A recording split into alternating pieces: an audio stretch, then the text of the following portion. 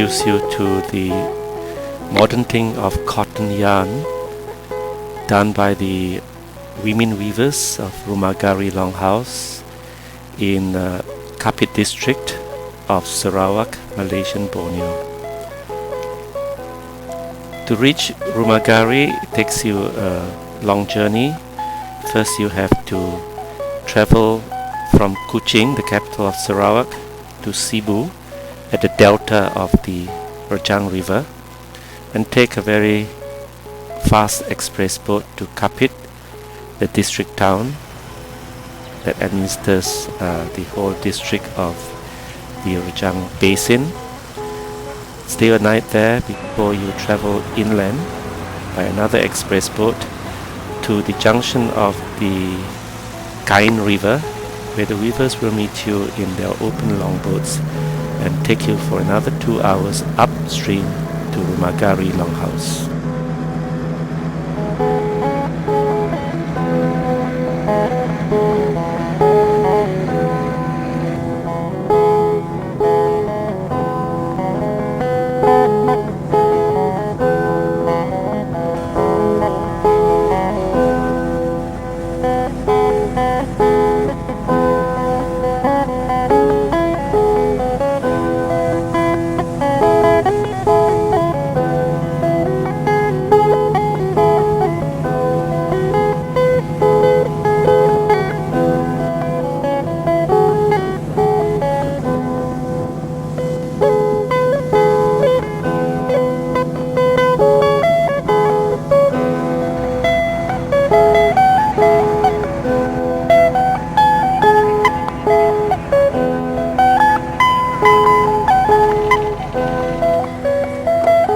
The express takes you to transfer to the open longboat up the shallow waters of the Kain River, or the river of cloth, which it means. When it's shallow, then you have to get out to push the longboat through the shallow waters.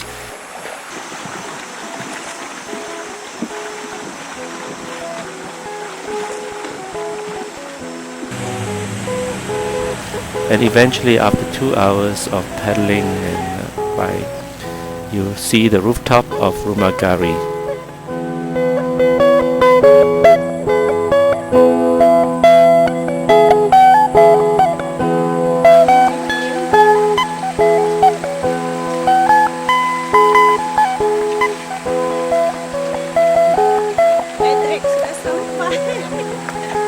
Rumah Garie longhouse that has been there for the past 15 years. They moved down river by 1 hour because it was too far up the river. The open area outside the longhouse, where they also plant some beautiful flowers. The longhouse is very basic and it's all self-help.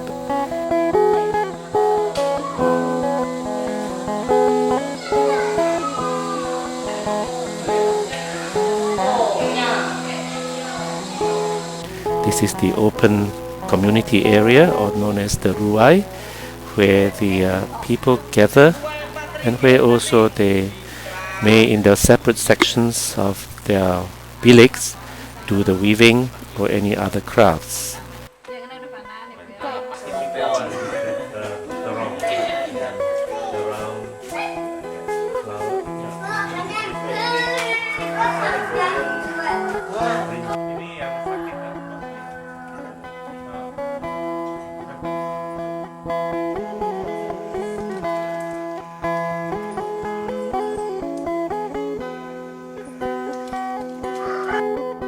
The old man here is making a cast net, and here another man, Kanchao, is splitting the rattans to make basketry.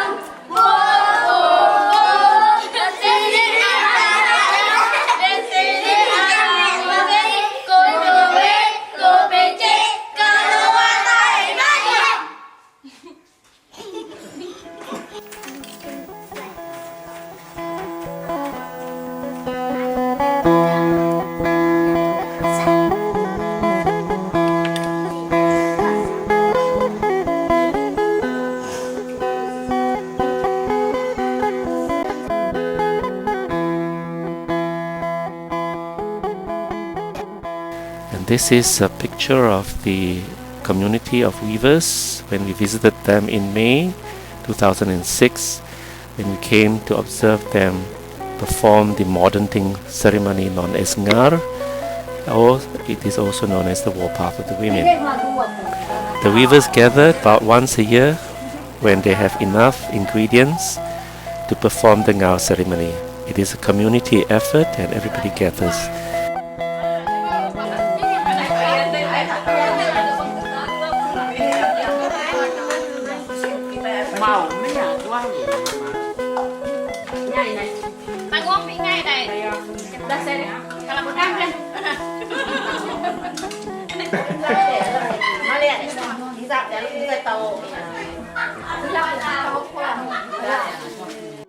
This is all the different oils and salts and gingers that are needed to make a mordant to treat all the yarn.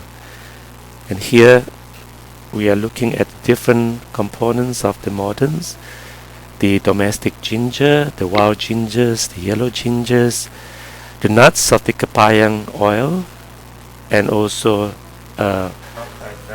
palm salt, which is sometimes difficult to find. This coconut shell is a traditional measure that they use for the mordants.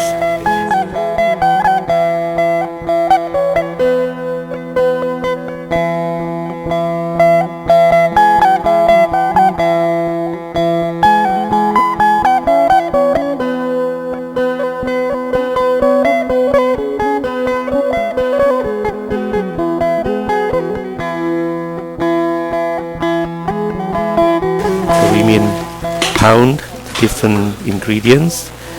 This is the roasted ginger, which is again needed for the mordant. Cotton yarn first washed in ginger juice before it is then all hung up in these hangs on hooks made out from tree roots.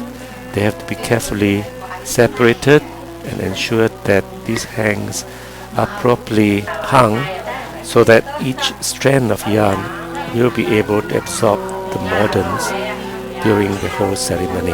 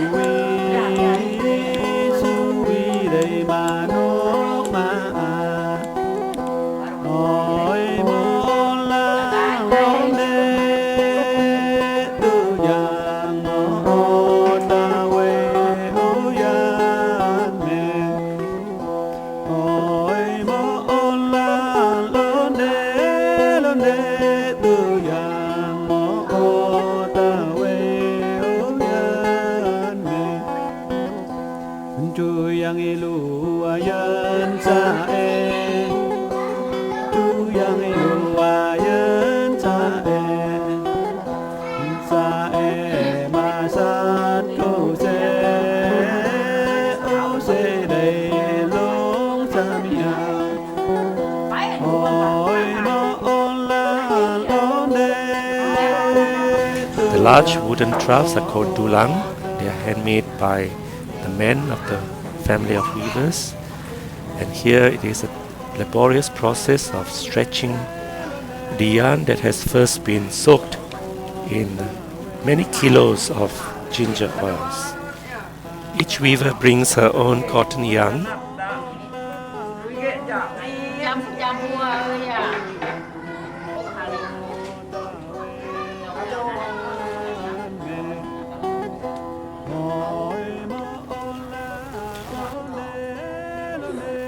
And here we look at the sacks of gingers that have already been squeezed, where the juices are already in the dulang or the troughs, which have already immersed into the cotton yarn.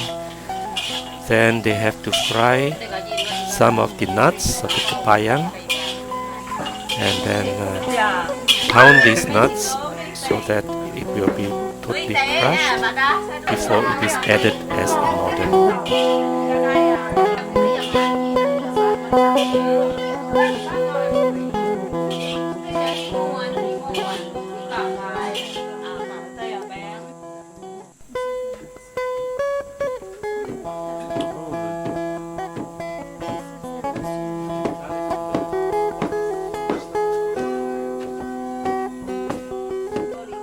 This mortar, traditional wooden mortar, is used to pound those roasted nuts.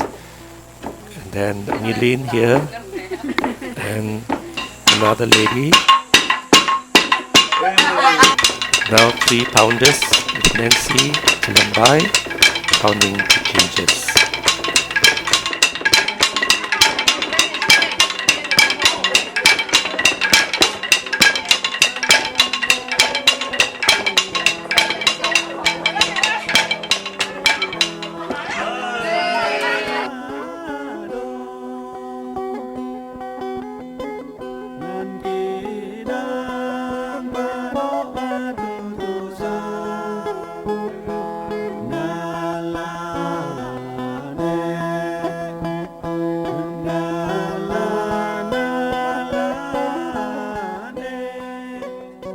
The modern oils, when they need to be heated up in these wooden tins, Bangi here is putting a headscarf of Puak Kumbu to protect her from the evil spirits, because the traditional modern thing ceremony, the Ngar, is a high spiritual excursion. So the weavers, when they go outdoors, they have protection from the Puak Kumbu. The area where the modern thing is taking part is decorated with some of their Puak Kumbu textiles. This defines a sacred enclosure where the warpath of the women is taking place. Note that the hangs of cotton are hung on these hooks, which are fashioned out from roots of trees. At this juncture, all the other ingredients of the moderns are being laid out ceremoniously on top of a piece of Puak Kumbu, together with other cakes and rice which are being made as offerings to the gods. Here the leader of the weaving community, Pangi Embol, she is known as Hindu Nakar, Hindu Ngar. She is now the dye master who has inherited the mantle from her late mother, Karama Anak Dampa, who passed away in February this year. So she is conducting the entire Ngar ceremony, or the warpath of the women. She gives her final instructions as she is going to go on to the next stage of the modern ceremony. Here the heated moderns are being taken into the ruai of the longhouse. It's very hot in these tins, and so many women are helping to bring it in, and then they are poured into the dulang, or the wooden troughs. Then the women say their prayers to bless this entire ceremony, so that these yarns will be able to absorb the rich colors of the morinda roots and the barks of trees when they are used in their weaving.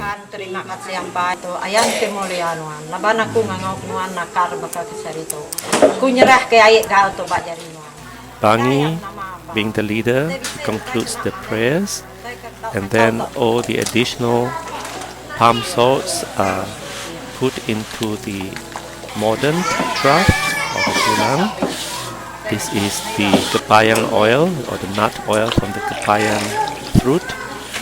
It is a huge tree from which these oils have now been extracted. Some of the wild gingers are now being put into the modern. The Bangi is doing this ceremony together with her daughter-in-law Milin, who she is training to become the next master dyer. Finally, when all the ingredients are taken in to the modern bath, Bangi takes a tong with a burning ash and then moves it over the surface of the water in this final ritual of putting the moderns into the bath. with the sizzling over, then all the women take their little sticks and pound and ensure that all the moderns are properly dissolved into the modern bath. It is such a potent potion that everyone believes that the final modern, which smells beautifully of natural salts and oils and gingers, is also therapeutic and medicinal.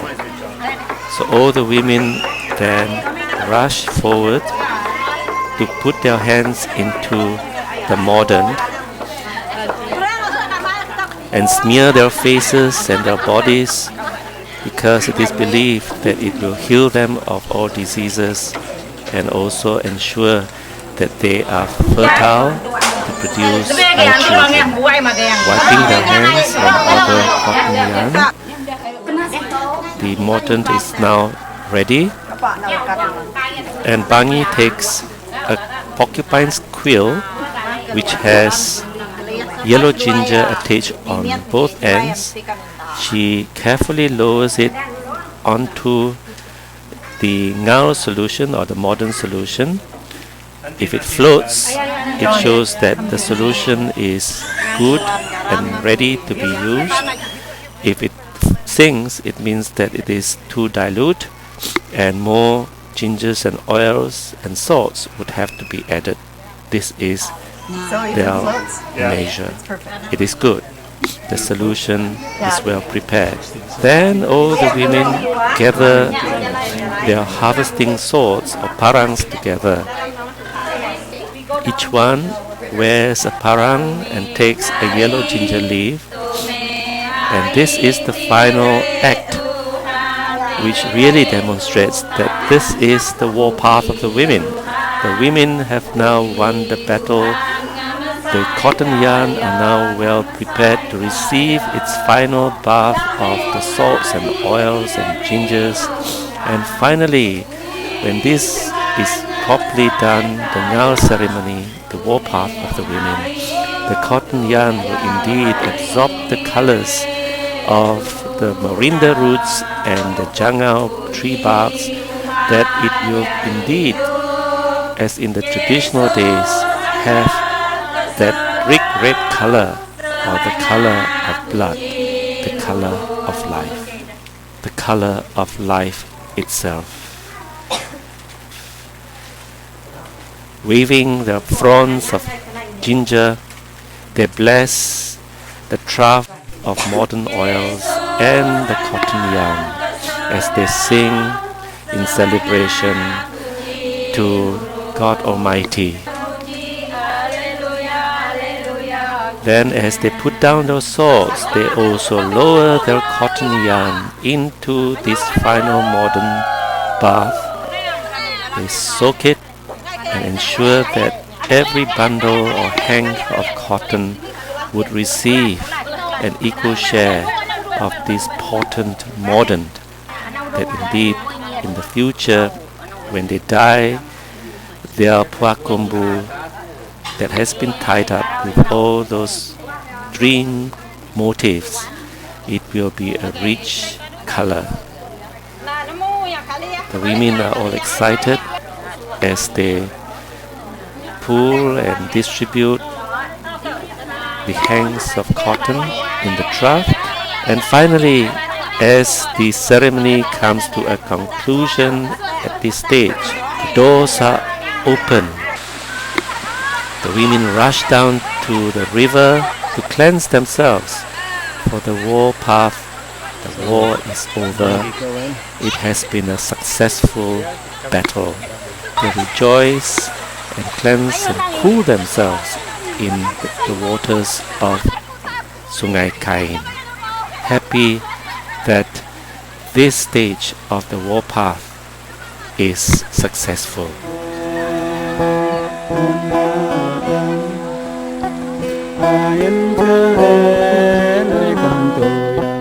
Bangi now steps on the trough of cotton yarn that has been in there for a few hours. She ensures that the cotton will absorb the moderns. She tramples over the yarn in ceremony as they ensure that the cotton yarn absorbs the modern. This is the warpath of the women, the important ritual of the Iban weavers of Sarawak in Malaysian Borneo. However, as this video shows you the conclusion of this ceremony, the ngar, the threads that are in the troughs will be covered and left, and they would trample over them for the next 3 days. Finally, the threads are then put out in the open deck of the longhouse to absorb the dew during the night for another 7 days. This is because they say that the cotton yarn is still very hot from the potency of the moderns. It needs to be cooled down by the dew, and then after 7 days it will be taken down to the river to be washed in the cooling waters. The threads are then again stretched out on the open deck to dry and to absorb more dew before it is carefully stored in the billets of the longhouse, ready to be stretched out on the warp, to be tied with the patterns that they receive from the gods and the spirits in their woven dreams.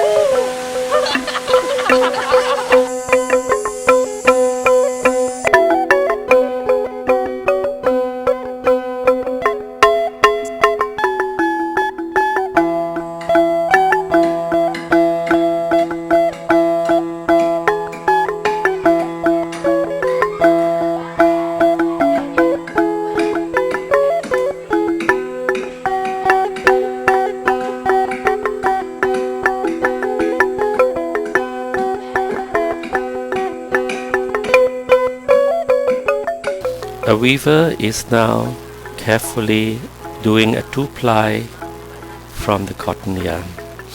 Here Jalambai, another weaver, is also putting in the pre-dyed threads that have been dyed with morinda color. This one color yarn will be used for the weft of the weaving of Puak Kumbu.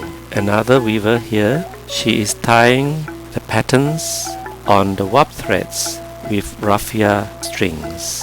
The threads that are tied with the raffia will resist the dyes when the whole warp is then lowered into the dye. Traditionally, the Iban use a natural fiber known as lemba, which is obtained from a ground shrub, and this lemba is dried and split and then coated with beeswax so that it will be more resilient to be used in the tie-dye of the threads. Here the weaver is drawing inspiration from an old cloth that is in her family. Patterns are created either through dreams inspired by the Holy Spirit, if they are Christians, or traditionally by the weaving goddess Kumang or Meni, to give them inspiration for patterns and motifs. However, sometimes weavers also draw inspiration or copy patterns from their ancestors, patterns of old cloth from their families. However, if you wish to copy a pattern from another family or from another longhouse, you have to pay a royalty of presenting that family with a white cockerel, a sword, an old jar, or all of this. The morinda citrifolia is the dye source for the brick red color. Here, this is a tree whose fruit is also considered as a health drink. Sometimes it is called noni, like in Hawaii. Here, one of the weavers, Luli, she is chopping the morinda roots to prepare the dye for her Puak Kumbu. Combining it with the bark or changao of another tree, this gives the rich brick red color. This is the traditional indigo leaves known as tarum by the weavers of Rumah Garie. This is the large leaf Indigofera mastenia. They also, in some other districts, use the finer leaf Indigofera tinctoria. Here, the tarum leaves are growing at the backyard of the longhouse. Another leaf known as the enkerbai gives a brown color. It is more easily prepared to use the enkerbai leaves. Here, soaking the warp threads in a dye bath of enkerbai. After each dye bath, the warp is dried and then it is again soaked into another dye bath. It takes at least about 6 to 8 soakings into the dye bath before you can reach a nice brick red or dark red color. When the women weavers are not working in the fields planting paddy on the hill slopes, they are busy preparing the warp, tying the patterns, and when they have finished that, then they are either sorting out their weft threads or weaving itself. Here, after the dye bath of enkudu, you need again now to preserve the brick red color by tying the areas that you want the brick red to remain. All the patterns are tied on the warp frame known as the tanga, and the patterns are never sketched out on any paper. It is all in the brain. It takes a lot of mental mathematics as well, because every strand and every group of warp threads are carefully calculated, and they are folded on the warp, so that you need to know how the warp would be looking like when it is finally completed. You note that the characteristic hook pattern or spiral pattern that is created is very important to determine the fine intricacy of Iban textile.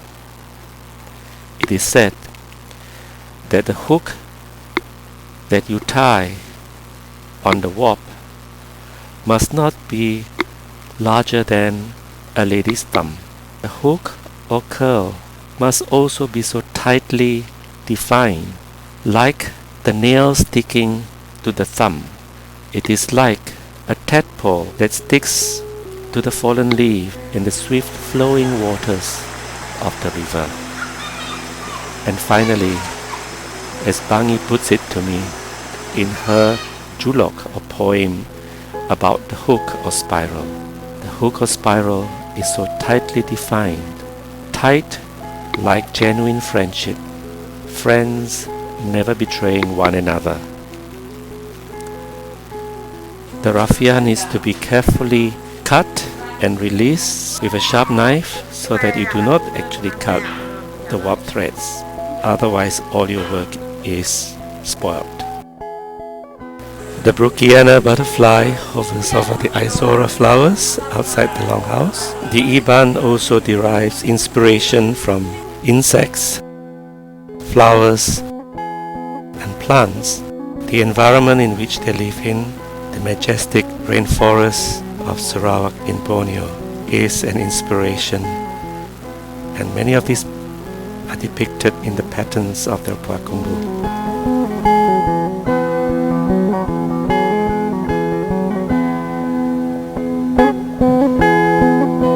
Weaving of the Kumbu is quite a mechanical task.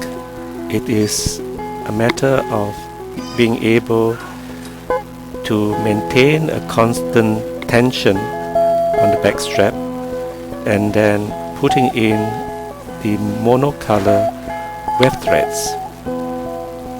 You can either put in a single color of enkudu or the brown color on the weft, or sometimes, as Bangi prefers, she wants to use a tarum or indigo blue weft, especially if she has accents of blue in her Kumbu. The borders of the Kumbu are usually separately tied and then added in onto the warp as they are being stretched out to be woven. Here Bangi is assisted by her relative, who puts in the striped borders on the warp.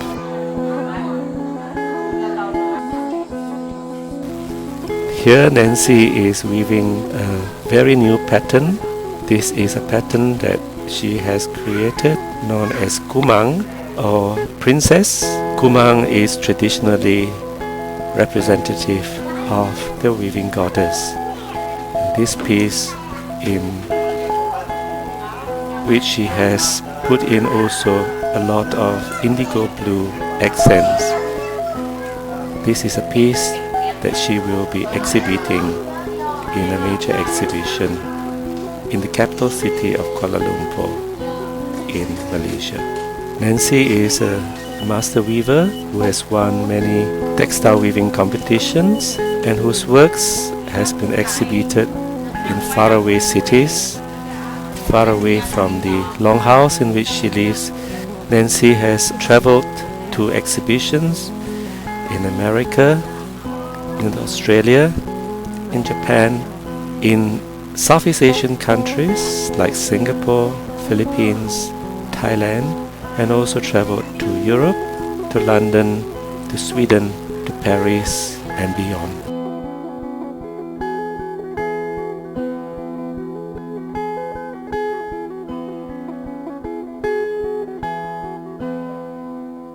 Into the wee hours of the night, the weavers are diligently working to complete their textiles.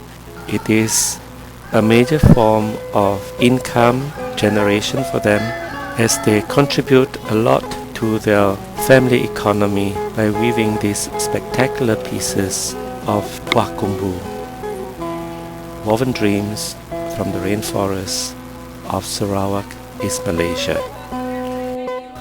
When the weaving is completed, it is taken off the loom, and here Nuri is giving a finishing touch to a silk textile by preparing the tassels on the ends of the textile. She rubs it against the shin of her leg, and then she ties them up into tassels to give a beautiful finish to each of their textile.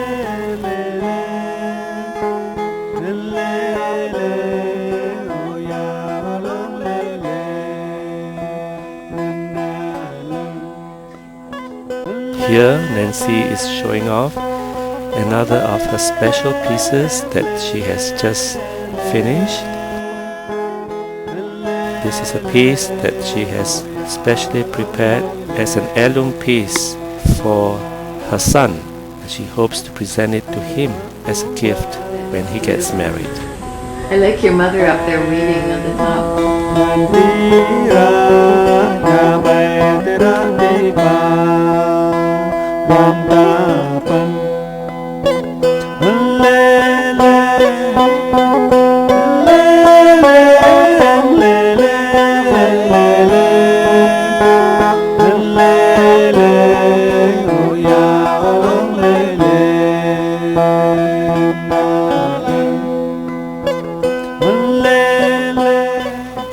In the humble homes of the longhouse of Rumah Garie, the season's work of Kumbu textiles by the women and the basketry work of the women and the men are being displayed. And as the group discusses the marketing strategies for these products, they eagerly await news and comments to tell them what to do next.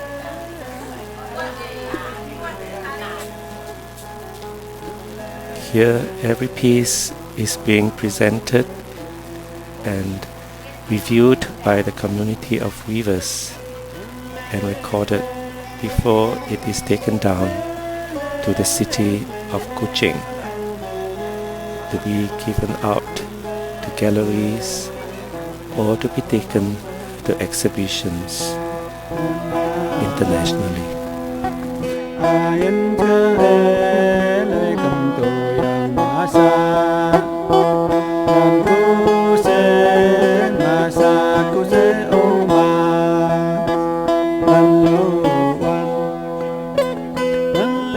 Nancy is the coordinator for the weaving group in Rumah Garie.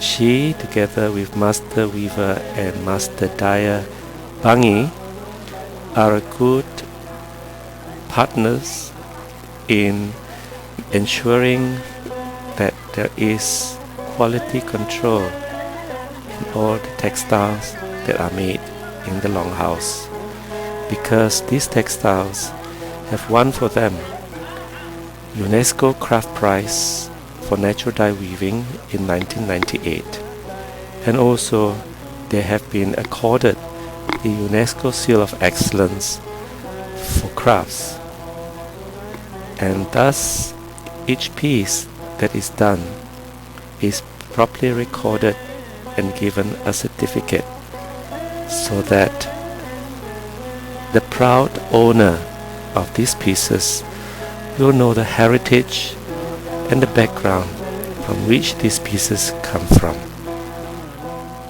Weavers of Rumah Garie in Malaysian Borneo, producers of beautiful woven dreams from the rainforest. They have now become proud possessions and art pieces by collectors, by museums and galleries throughout the world.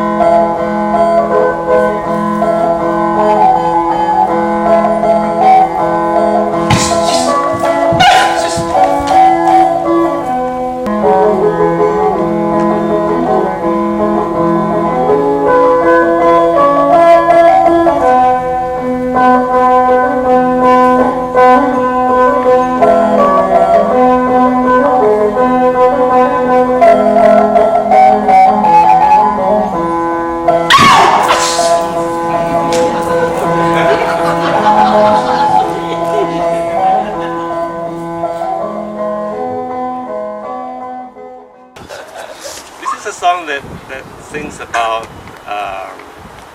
liberty. It is a song that sings about freedom for the people, freedom for the land, freedom for those who are wounded, freedom for those who are in pain.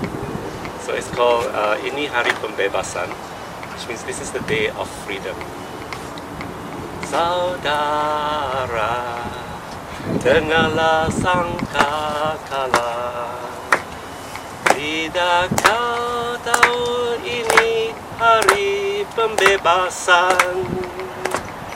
Ingatlah, sangkalah ini hari pembebasan. Angkat tanganmu, lepaskan tawanan. Ini hari pembebasan. Ini hari pembebasan. Angkat tangan, lepaskan tawanan. Oh, oh, yang lumpuh dan yang bisu, empatlah, bersoraklah, sebab kini hari pembebasan. Monkey? Ini hari pembebasan. Ini hari pembebasan. Empatkan, bersoraklah, sebab ini hari pembebasan. Ini hari pembebasan. Ini hari pembebasan.